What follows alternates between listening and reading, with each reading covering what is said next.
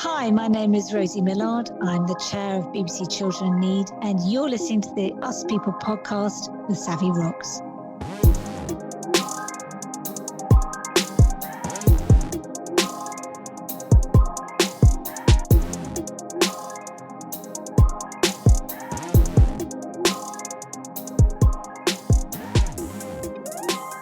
Hey guys, and welcome to another episode of the Us People podcast. I'm your host Savia Rocks, and today I'm humbled enough to have Rosie, who is the chairperson at the BBC Children in Need. Hey Rosie, how are you? Thank you so much for coming on the Us People podcast.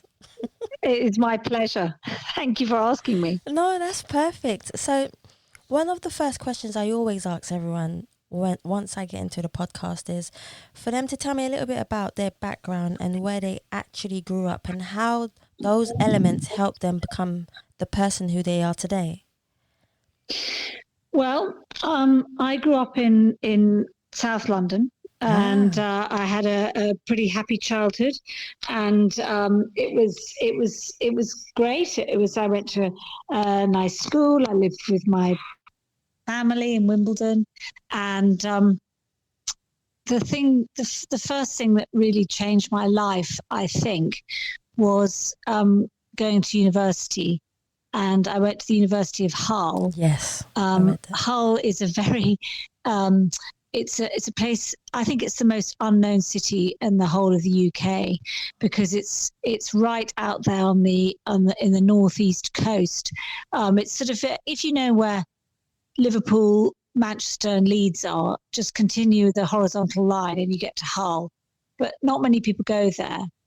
It's only got a population actually about as big as Islington in North London. Oh, wow. So 200,000 people. Yeah. And when I went there in the 80s, it had just, its big industry, which was fishing, had just collapsed. And there was a lot of unemployment, and there were a lot of, it was a very low, and still is a low wage income place. And I just absolutely loved it. It's an amazing place. It's very, very flat. It's got big horizons. It's got wonderful architecture. It's on the bank of this enormous estuary, the Humber, and it's very unknown. And I did drama and English there, and we just had a real laugh. We just got on with it. Nobody ever went home because it was so far from everywhere. No matter if you came from Glasgow or Stoke or London, it was still a long way. And that changed my life really, because I was living up in the north. I was living in a very left wing place, and it showed me what progressive politics could be like, and how necessary it is in order to change people's lives, and how social investment in roads and schools and social services is actually critical. And many, many years later, in 2017, Hull was awarded the honour of being the UK City of Culture. Oh, wow. And I was given the huge chance of chairing the board that led the City of Culture programme. It was a £35 million year of wonderment and celebration. And I could see the city that I'd really grown up in.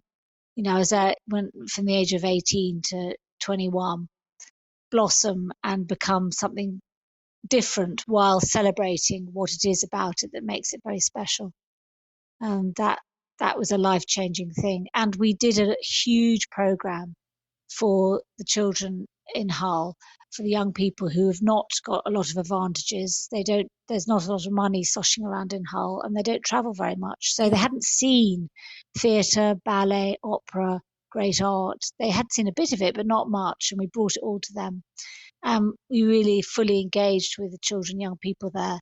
And that is what led me to have the experience and desire to help transform children, young people's lives, which in the end has ended up for me chairing BBC Children in Need, which is a very big and profound charity. It connects with thousands of children across the UK. That's such a good story to tell. Whoa. How do you focus on giving disadvantaged children access to world-class culture? How do you manage to change your strategies in how you do things constantly to help children in need? Well, children in need isn't really about, it can be about culture, but it is about children who are in sometimes desperate conditions. They are suffering from poverty. They are experiencing domestic abuse. They could be refugees. They could be homeless. Um, they could be lonely, and or they might need a bed. I mean, we have a £3 million project enterprise called Emergency Essentials, where the charity provides essentials to families who don't have the things that are necessary for a safe and happy life: an oven, a fridge, a bed. So Children in Need provides that on a year by year basis to very, very needy families.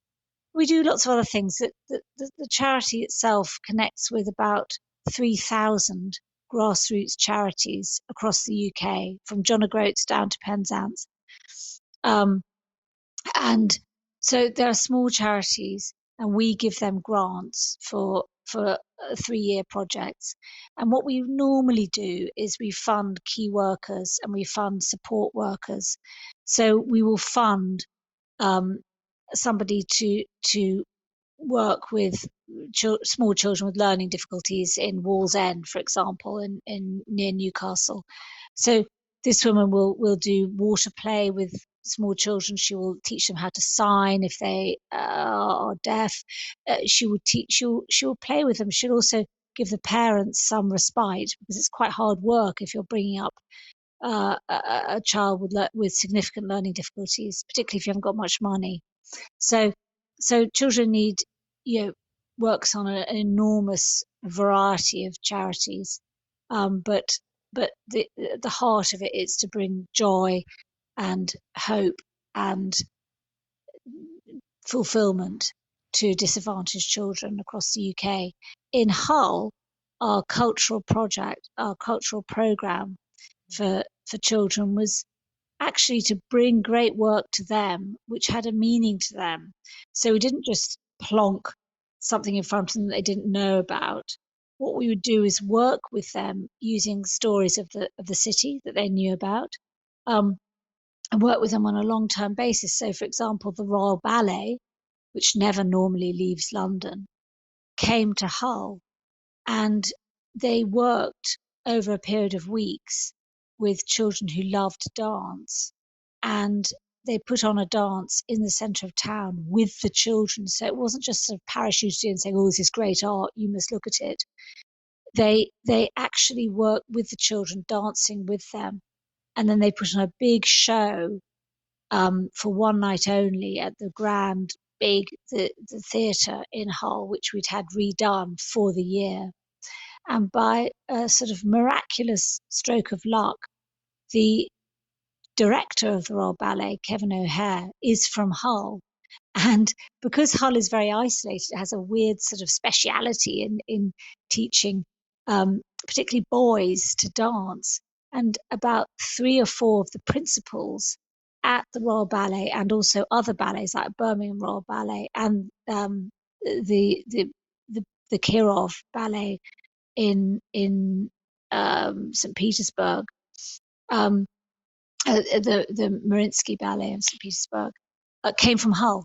So all these people came back, and we peopled the theatre with children.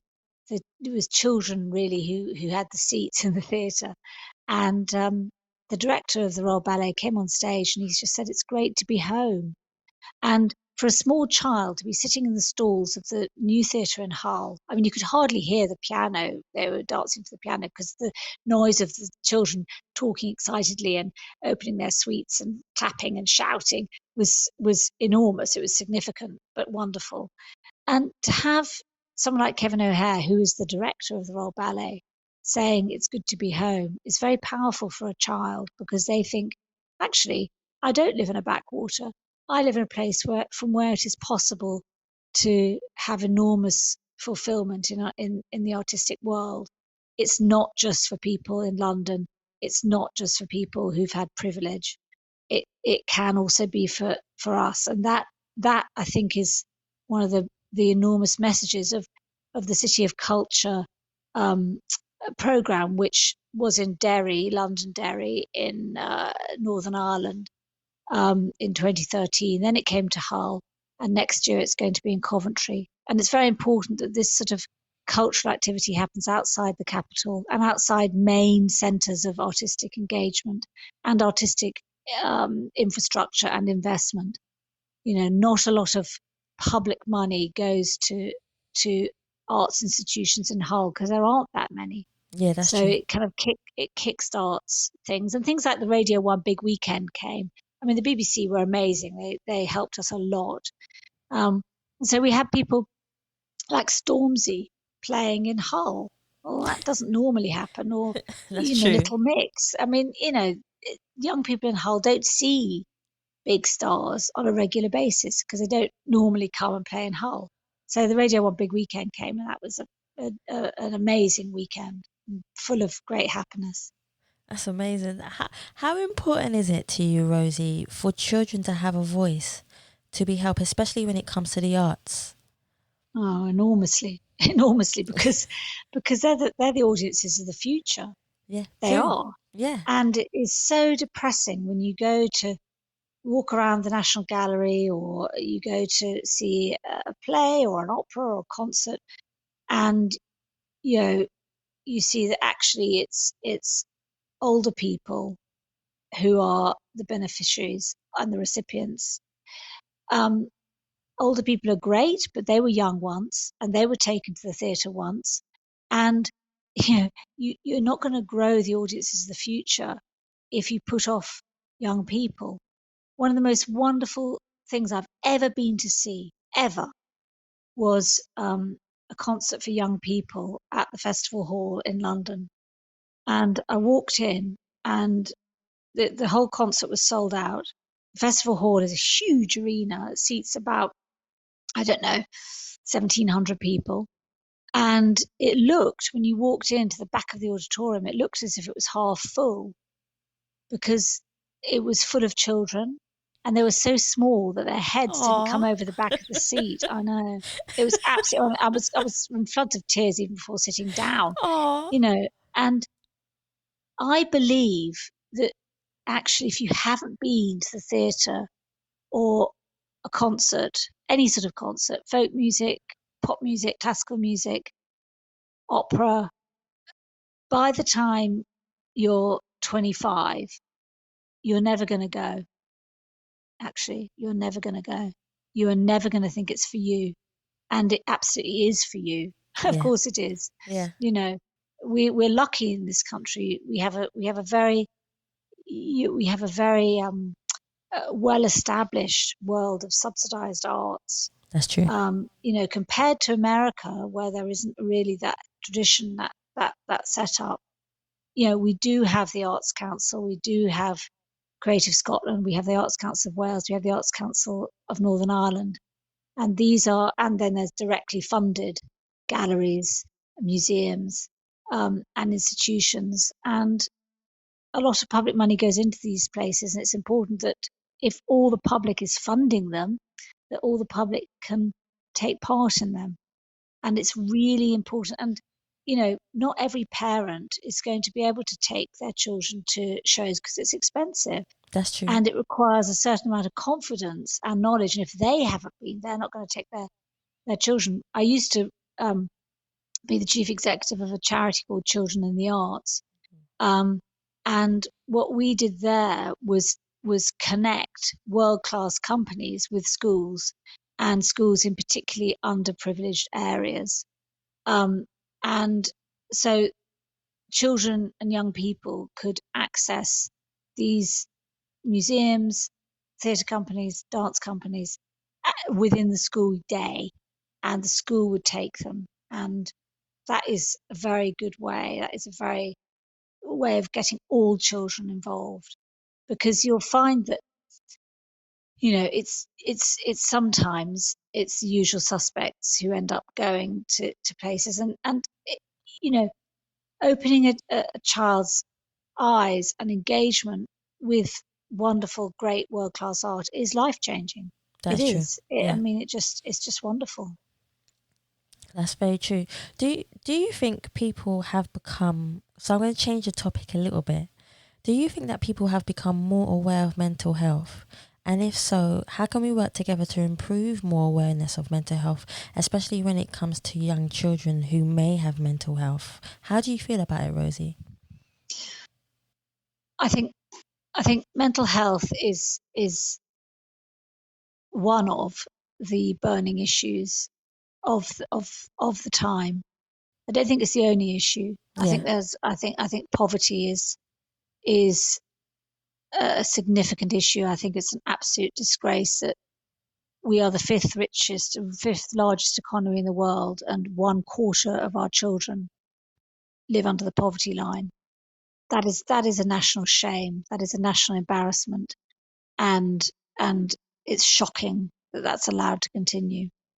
Um, I don't think mental health is disconnected with poverty, by the way. But I think that anxiety and mental health and worry and fear are very, very present in the lives of children and young people. And I think that people have started to get switched on to it.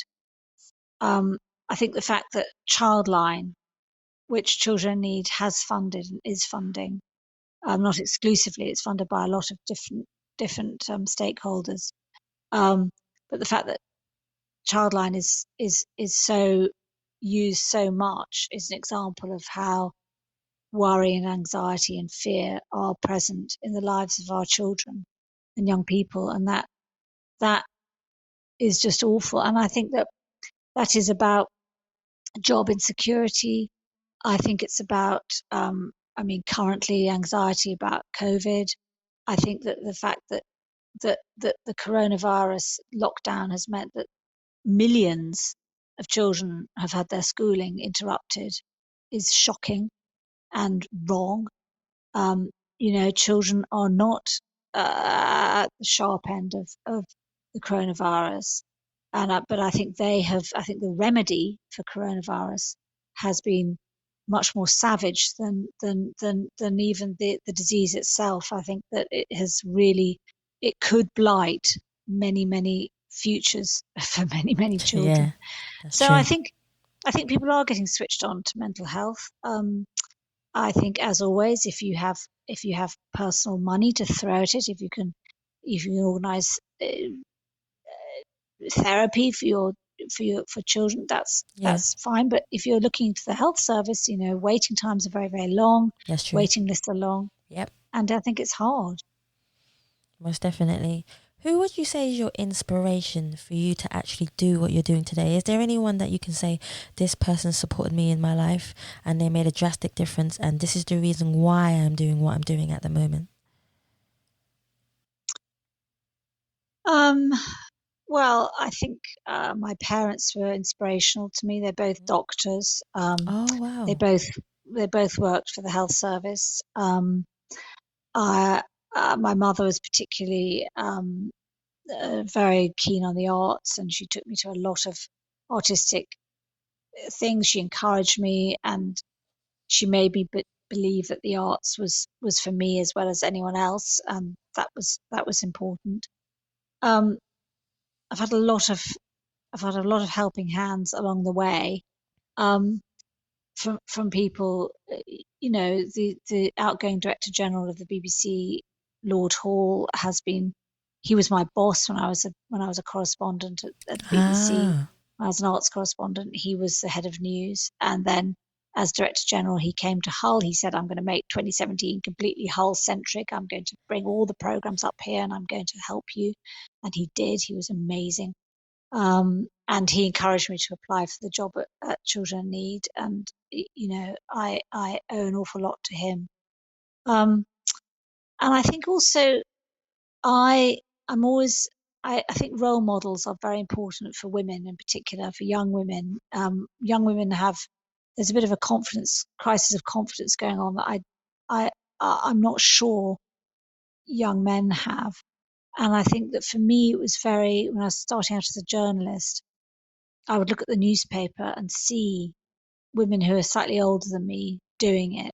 Julie Burchell, Janet Street Porter, two of the names that spring to mind. These were audacious, daring women who, said what they thought and kind of did it their way. And I found that very inspiring.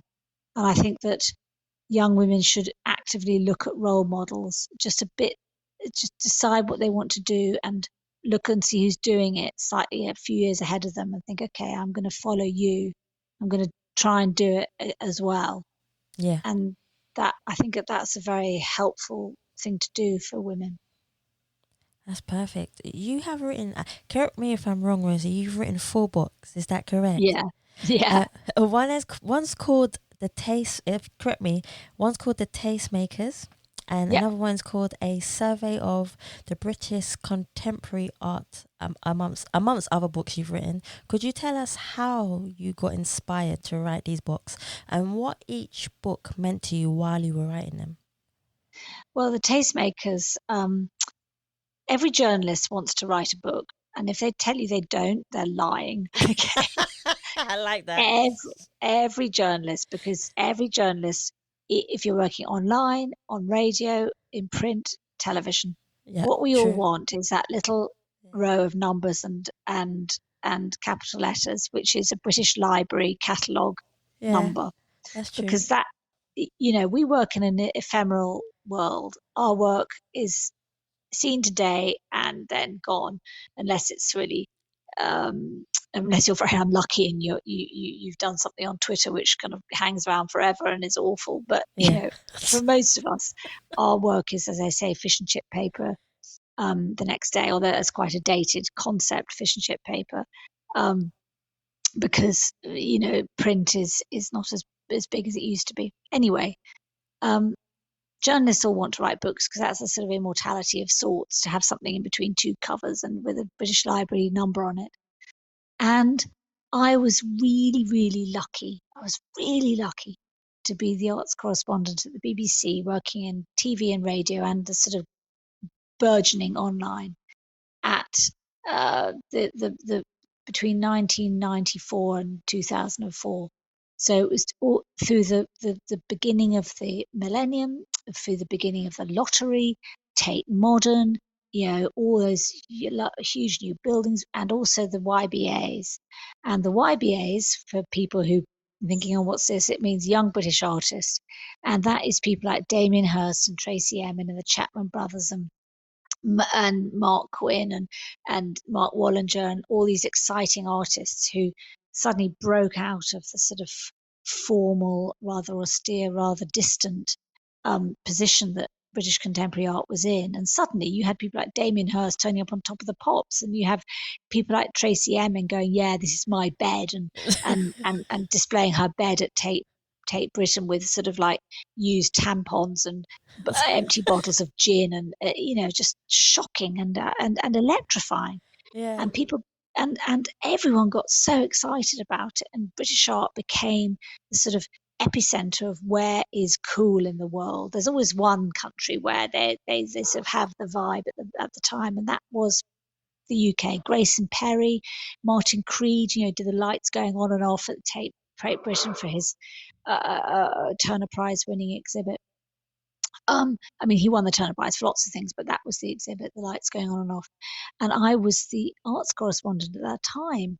And I was covering all this stuff and I was interviewing all these people. And I thought, right, I'm going to write a book about this because I've got all these interviews. I might as well put them into a book and show how this very, very sort of out there and sort of somehow disregarded and mocked thing, which was contemporary art, suddenly became in the mainstream, and suddenly having dismissed it or said a child of 2 could do this or a chimpanzee could do this, and what's this is just this is a nonsense. Suddenly everyone wanted to have a bit of the glory that Damien Hirst and others had.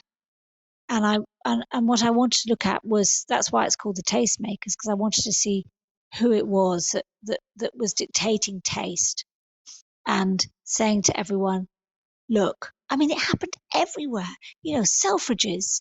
Yeah, that's true. Selfridges in London, when it was closed for renovations, it had scaffolding on it, and hey ho, it had a photograph by Sam Taylor Wood all over the hoarding, and the photograph had Elton John in it. So it was a contemporary artist doing it. B, it was in the public domain. You don't have to pay anything to see it because you just walk along Oxford Street. And C, it wasn't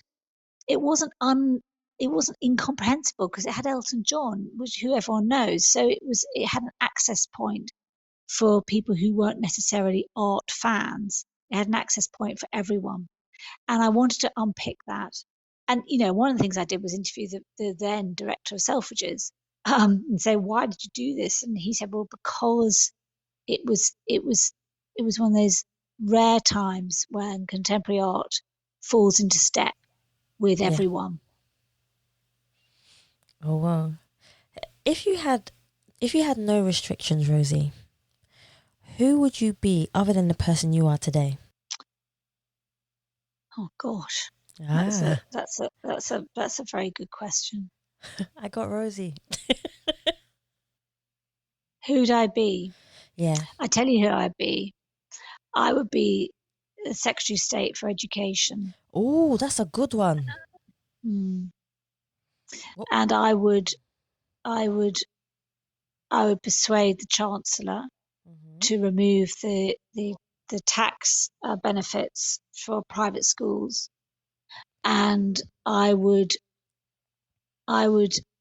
put so much money into the state school system, and I would go a bit further than that. I would encourage the banning of private schools. I think by removing their tax benefits, that would effectively ruin them because their fees would go up so enormously. Yeah, that's true. They would only be available for a very few, sort of princelings from abroad or diplomats' children or whatever, and then they would become irrelevant. Because I think that the educational system in the UK is detrimental to the future of our country. That's true. I agree with you there. Because I think it's unfair. And I think it's a nonsense that 7% of the population have an enormous advantage. That's very true. And a perceived advantage, because I don't even think the schools are necessarily better than many, many, many state schools. But the fact is that people just employ people they know from the old boy network, and it's just unfair. Yeah. That, many newspaper journalists, maybe columnists, high court judges, doctors, MPs, captains of industry, across the board come from a tiny, tiny, tiny talent pool, and places at Russell Group universities, most notoriously Oxford and Cambridge, are made up from people from private school. And I think it's a total nonsense, because I just do not believe that 93% of the population, young people, can't cut the mustard. I don't believe it. Yeah, even if they're more talented, they still can't get in. It's really hard to get in. And actually, they're clever, and young people are smart, and and their schools, and actually state schools are pretty decent in the UK. They could do with some more funding. Certainly in places like London, I mean, a lot of time and effort has been put into improving the state system, but it needs to have middle class families need to support it. Yeah. In the way that middle class families support the health service, because the middle classes have access to comms, and they have confidence about shouting if something's not up to scratch. They hop up and down, and they've got access to the airwaves, so they can complain if things aren't going their way. The middle classes are famous for that, and they need to put their efforts and their money behind the education of all of our children. Yeah, and it would improve this nation. Do you agree with me? Yeah, of course I do. Yeah, yeah, I do. No, you've heard when you were talking about education, anything to do with education, because I know exactly how that feels. Especially, I was one of the people where at the time when university fees went up, and I felt God. the brunt of that. um, I was considerably lucky because obviously, being from middle class, within my father, I had my father to help me. But I understood a lot of my friends who were in university, they didn't have that aspect of things where they had a parent to help pay, and they're still in a lot Yeah. of debt Yeah. now. Yeah. And it just puts people off. You know, Yeah. if you think you've got to pay, you're going to be 30 grand. It just thinks, oh, you think, okay, I better not go. Better, it's just not worth it. How am I going to manage it? Yeah. And it scares you in a way because you think you're leaving. You want an education, but you're leaving knowing that you're going to get a huge debt. Mm. And that scares a lot of young people. Where did you go? I went to New Cross University of London in South London. Great. That's where I went. South London. Love it. Yeah, South London. Where you were. South London, I decided to go there. I went to City of Westminster first, and then I moved over because I Great. loved music and I studied classical music. So I loved playing the piano, and there wasn't really anyone around me who was playing the piano as much as I loved it. So I decided to move away from the friends that I did have were doing something else, and I decided to do what I loved rather than follow the crowd. And how did you start to learn the piano? Just something your parents just encouraged you to do? my dad had a keyboard when I was younger. I think I must have been about 5 or 6 years old. He just had it there, and I used to just constantly go on it without him even telling me to. I started to learn and listen. I think my key to learning was listening. The fact that I had Yeah. dyslexia, I think my gift was music. It helped me. So anything I would hear, my dad was amazed of how I would be able to play it in a certain amount of time on the keyboard. And then as I got older, he decided to get me lessons to enhance my ability to play. And then from there, I kept on going. And I found that me not being able to read music in a way, not that it's a good thing it's a beautiful thing to be able to read music, but for me, Paul McCartney can't read music there you famously, go. and he's not done But too badly. see, there you go. But for me, I was just about to say, for me, I found that I was more creative knowing that I was not able to read music compared to the people who were in my class or in my university doing the same as me. When they would read music and they were asked to be more creative, they got quite stuck. Yeah. Whereas with myself, I was more creative because I used my imagination more. Yeah. Yeah. And I would say that to anybody, just to use their imagination more. But again, I was lucky because I had some funding from my father who helped me. Yeah. Yeah. You see, I mean, the thing is, I think that young people are also facing a future where AI is going to come in, artificial intelligence, Yeah. and they're going to they're going to take a lot of jobs that are being done now by human beings are going to be done by machines. But the one thing that machines do not have is imagination and And free will. creativity. Yeah. Yeah. Yeah. So So I think that it's really important to foster the imagination. It's the one most thing we've got definitely. over these silicon chips. Robots. These robots. I'm kind of Yeah. against them. I'm like one of the I'm one of those people who fight against it. How do you respond, Rosie, when it comes to others who, so say for instance you're doing something that you love, that you are doing something that you love, there is always going to be someone that has something to say about what you do. How do you handle that, and how do you what advice would you give to people about believing in their ability to continue to do what they love?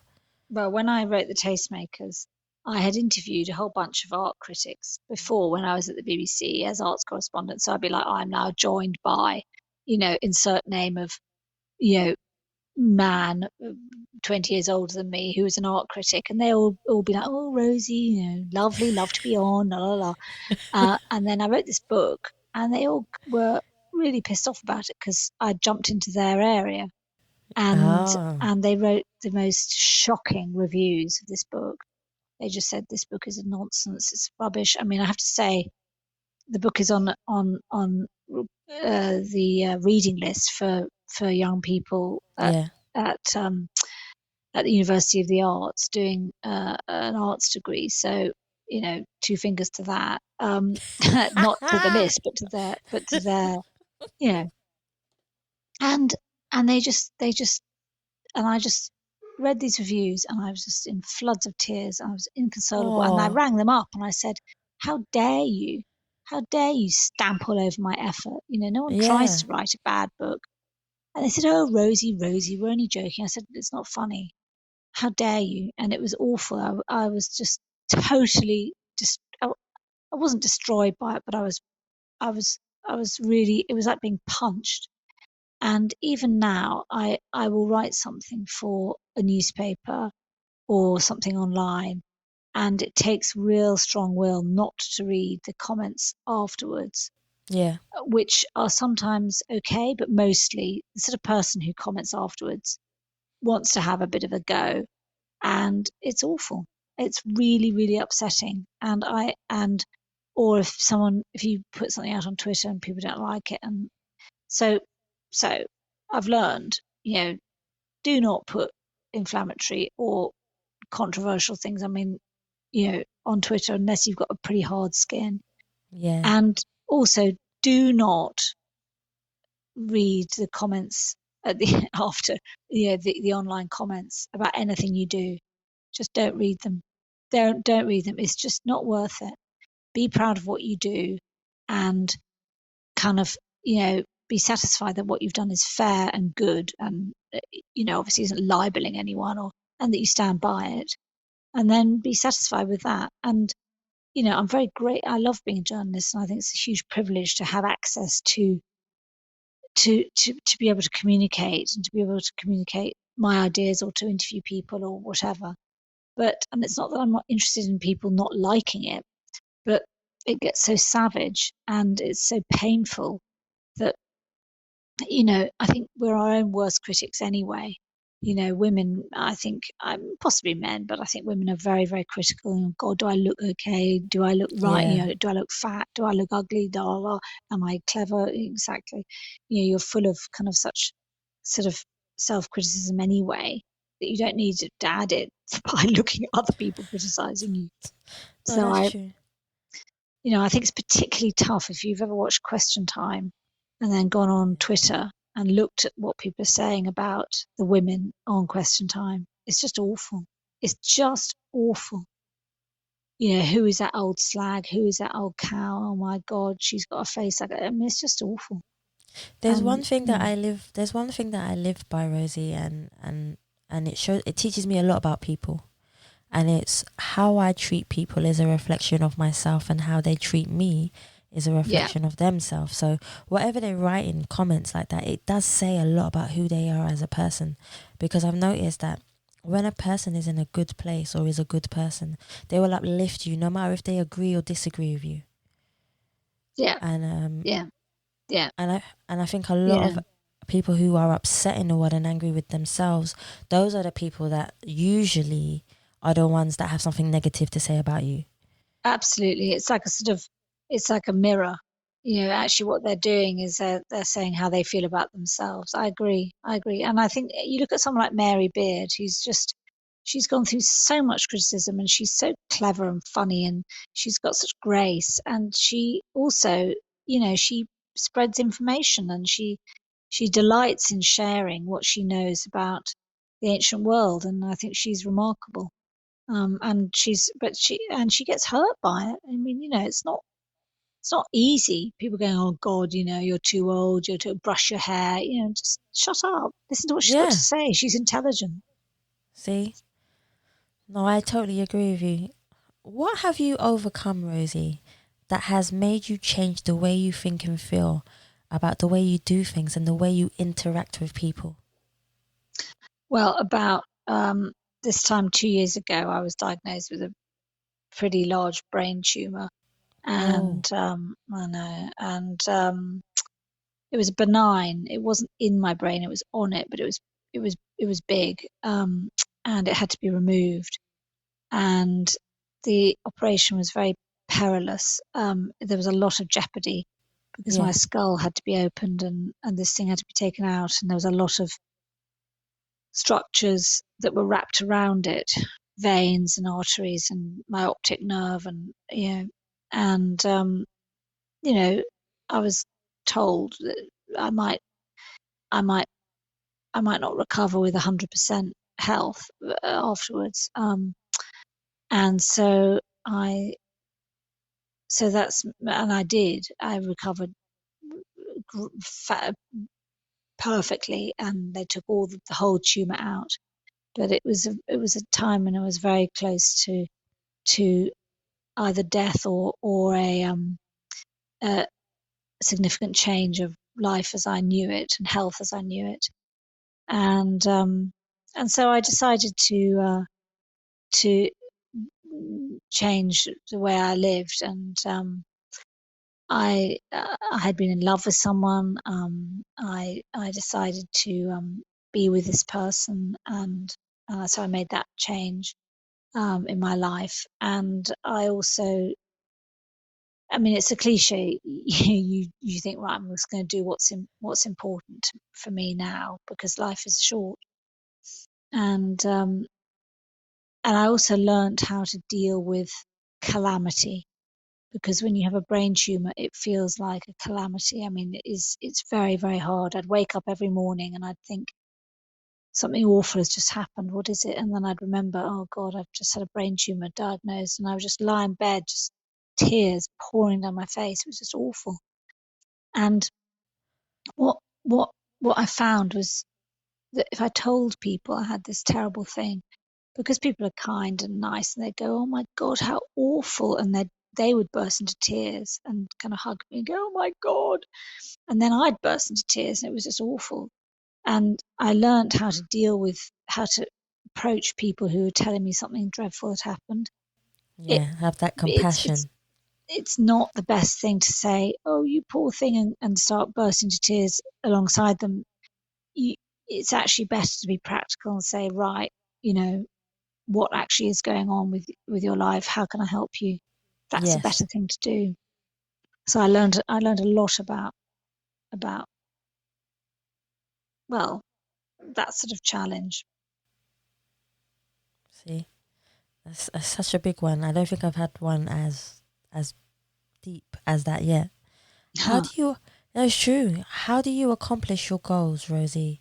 What mindset do you need to have to start achieving what you want? What advice would you give to people? Well, I'm I'm a I'm an inveterate marathon runner. I try and run Yeah, a I read. marathon a year, I read that. and You've and done the I Great Wall of I China, didn't you? yeah, I did. Yeah, I was going to do a couple this year, but they've both been cancelled, sadly. But marathon running is a very, very good sort of image or metaphor for coping with life, I think, because life isn't a sprint; it's a marathon, and it's an achievement. And when you're running down, I've done 10 marathons. When you're finishing a marathon, and you're running down the Mall in London, for example, or the Champs Elysees in Paris, or running towards the Brandenburg Gate in Berlin, or Central Park in New York, you know, you can see the finish line, and Yes. you're okay, and you're running, and everyone's cheering, and you've achieved it, and it's a very, very profound moment. It's an absolute life memory, and it's marvelous. But you only achieve it by A, believing you can achieve it, so True. self-belief. B, training. So you've got to take it seriously, and you've got to get up every morning and do those runs and do that training thing. And C, taking it 1 mile at a time. When you when you stand on the start line Yeah. to face the marathon, you do not think, I'm just about to run 26.2 miles. You think, right, I'm going to now run 10K, which is 6 miles. I'm now going to run 10K, and then I'm going to run another 10K. So let's just focus on this 10K now. It's like I say to my children, do not have a 20-year plan of what you want to achieve. Have a 5-year plan, because you can kind of hold 5 years in your hand. So when you're starting, I mean, the most important part of the marathon is getting to the start line. if you've got to the start line, you're a winner because you've done the training and you've had the confidence and you've had the commitment and the discipline to do it. Yeah. And, so you think, right, I'm now going to run in London. The first 10Ks, you run to the Cutty Sark. So I think I'm going to run to the Cutty Sark. And then you think, okay, I'm now going to run to Tower Bridge because that's the next 10K. Yeah. And then you think, okay, I'm now going to nip round Canary Wharf and I'm going to run back to Tower Bridge because that's the next 10K. And then you've got the last 10K in your hands and it's going to happen. You're going to achieve it. And it is an achievement. I mean, a lot of people have done it, but a lot of people haven't. And I mean, that's okay. I mean, it's not for everyone. But that's true. I think any big thing, writing, building a building, writing a book, bringing up a child, running a marathon, looking after somebody with a life-limiting disease or life-limiting condition, any significant challenge, doing a new job. I mean, when I chaired the City of Culture, I was so nervous as I'd never been a chair of anything before. And I wanted this so badly and I was so excited. And I was so honoured to be given the job of chair of Hull City of Culture. But I was so frightened. Before the first board meeting, I wrote down the whole meeting. I practiced it. Oh, wow. I wrote it all down, including hello. I wrote the script for everything because I was absolutely, good morning, hello, and I named everyone and I welcomed them and we started the board meeting and it was just daunting. And preparation is obviously sort of critical, but it's good to have these challenges, but you need to be prepared. And also the other thing I think is you need what I call messianic belief in the project. You need total belief. You need to throw yourself into it wholeheartedly. I knew that Hull would be a brilliant city of culture. I just knew it. I was unshakable in my belief about it. And that belief is interesting because that infects other people. Other people started believing. And it was me and the leader of the city council. He had messianic, unshakable belief. And then we hired a quite brilliant chief executive who's now doing the opening and closing and the artistic events behind the Commonwealth Games. And he had messianic belief. And then gradually, every single institution, every single company, every single school, the hospitals, the prison, the council, every single company, every child, every teacher, every individual in Hull got that belief, everyone. And that was amazing. That was a result. And that showed me that complete belief in what you're doing carries you through. That's true. I agree with you. Mm-hmm. What are you most proud of that you actually stand for?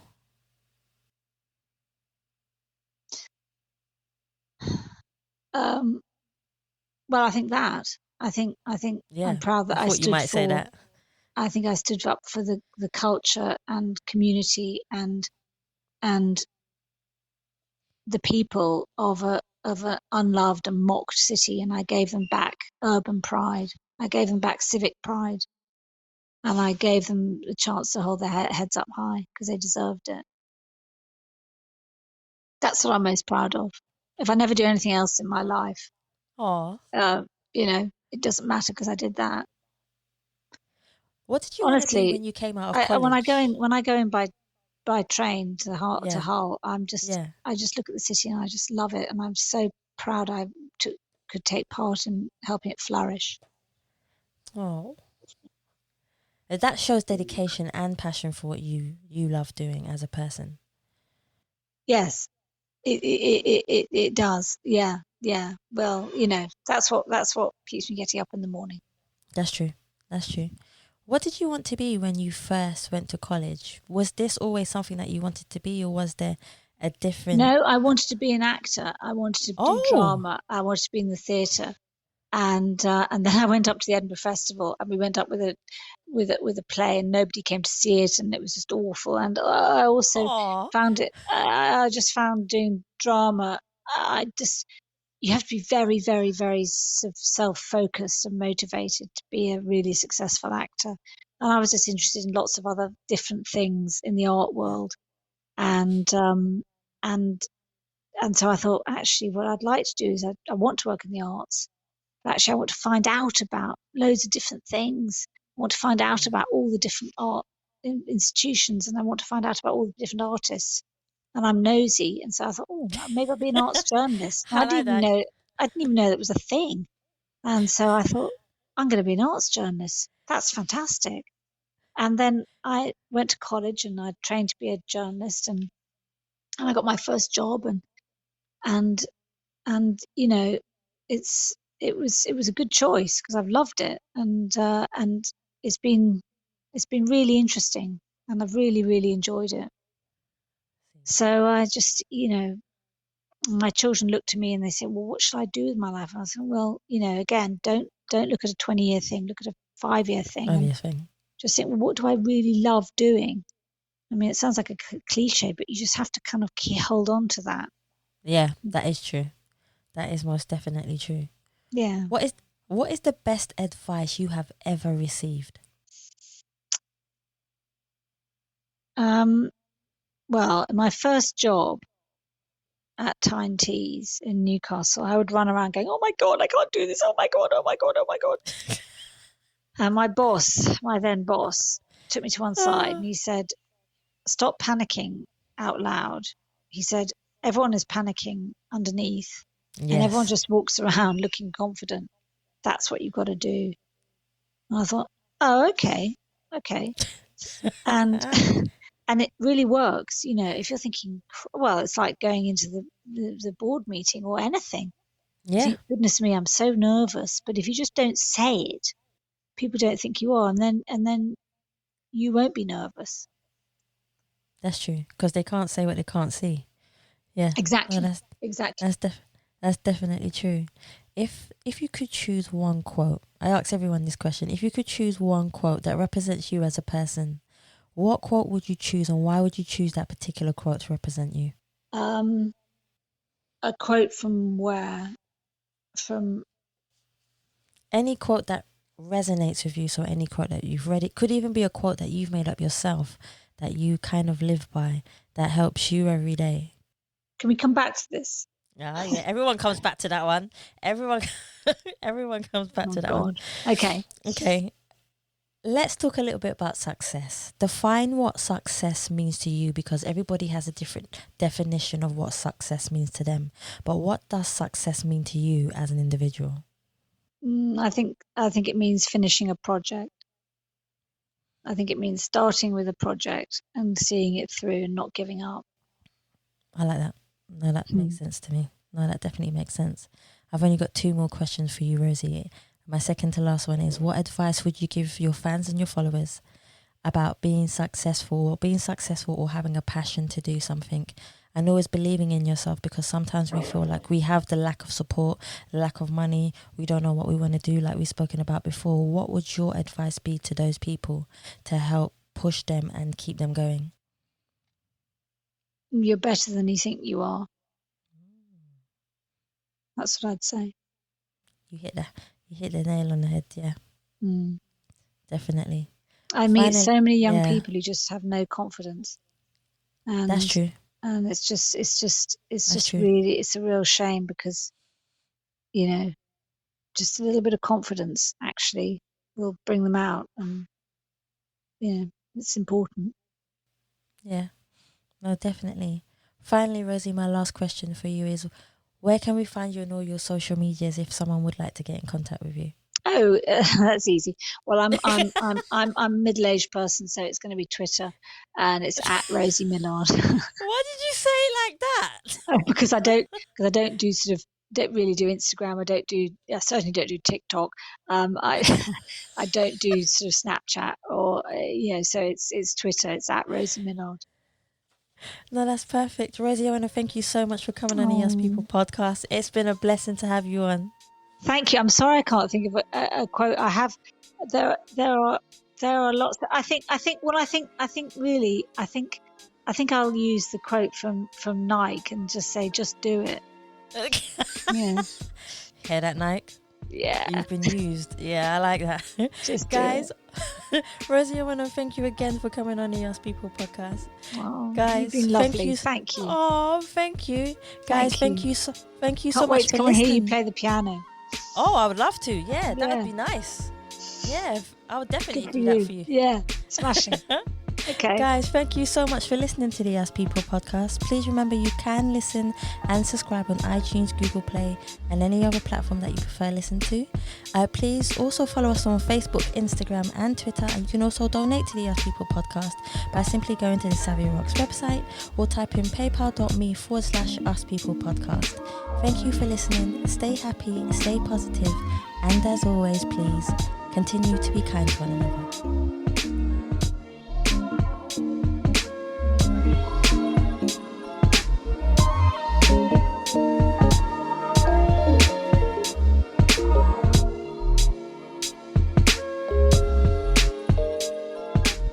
God, you're so good at this. That was amazing.